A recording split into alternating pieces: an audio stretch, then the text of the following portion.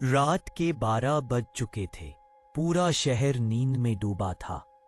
सड़कें सुनसान थी, सिर्फ स्ट्रीट लाइट्स की हल्की झिलमिलाहट बाकी थी। अमन जल्दी घर पहुंचना चाहता था और आखिरी बस का इंतजार कर रहा था। वो सोच भी नहीं सकता था कि ये बस उसकी जिंदगी की सबसे डरावनी सवारी बनने वाली है। अचानक घने कोहरे के बीच से एक पुरानी खड़खड़ाती बस प्रकट हुई। उसके हेडलाइट्स मुश्किल से रास्ता रोशन कर रहे थे और इंजन किसी बूढ़े आदमी की कराह जैसी आवाज निकाल रहा था। अमन को थोड़ा अजीब लगा, पर उसने सोचा बस तो बस है, चढ़ना ही है।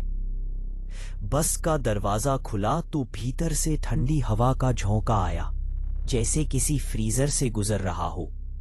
अमन ने अंदर झांका। यात्री गिनती में तो 5-6 ही थे, लेकिन सभी चुपचाप बैठे थे। किसी ने भी ना उसकी ओर देखा, ना मुस्कुराया। बस में एक अजीब सी खामोशी थी जो असहज कर रही थी। जैसे ही बस चली, अमन को लगा कि सभी यात्री बीच बीच में उसे घूर रहे हैं। उसकी नजर बगल में बैठे बुजुर्ग पर पड़ी। चेहरा झुर्रियों से भरा, आंखें धसी हुई और होंठ हिल रहे थे, जैसे कुछ बुदबुद आ रहे हो। अमन ने हिम्मत करके पूछा, ये बस कहां तक जाएगी? बुजुर्ग ने धीमी आवाज में कहा, जहां से कोई लौटकर नहीं आता। अमन के रोंगटे खड़े हो गए। उसने खिड़की से बाहर देखा। बस शहर का रास्ता छोड़कर किसी अंधेरे जंगल की ओर मुड़ चुकी थी।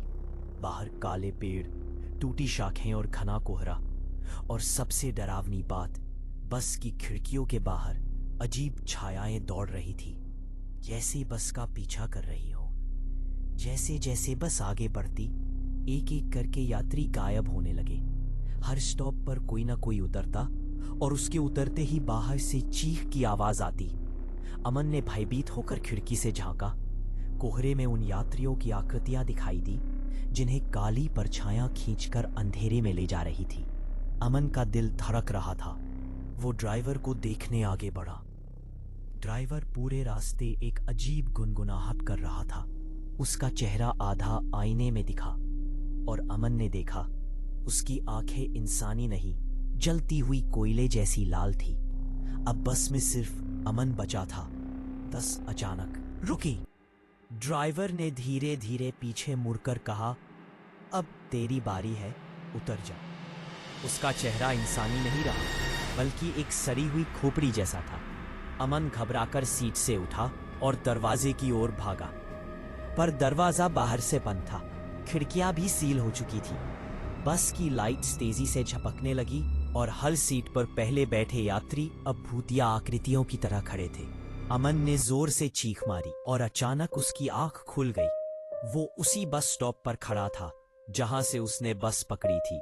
सिर्फ एक फर्क था, उसकी घड़ी में सुबह के 5 बज रहे थे। उसने कसम खाई कि वो कभी रात की आखिरी बस नहीं पकड़ेगा, क्योंकि कभी कभी शॉर्टकट जिंदगी नहीं, मौत की सवारी बन जाते हैं।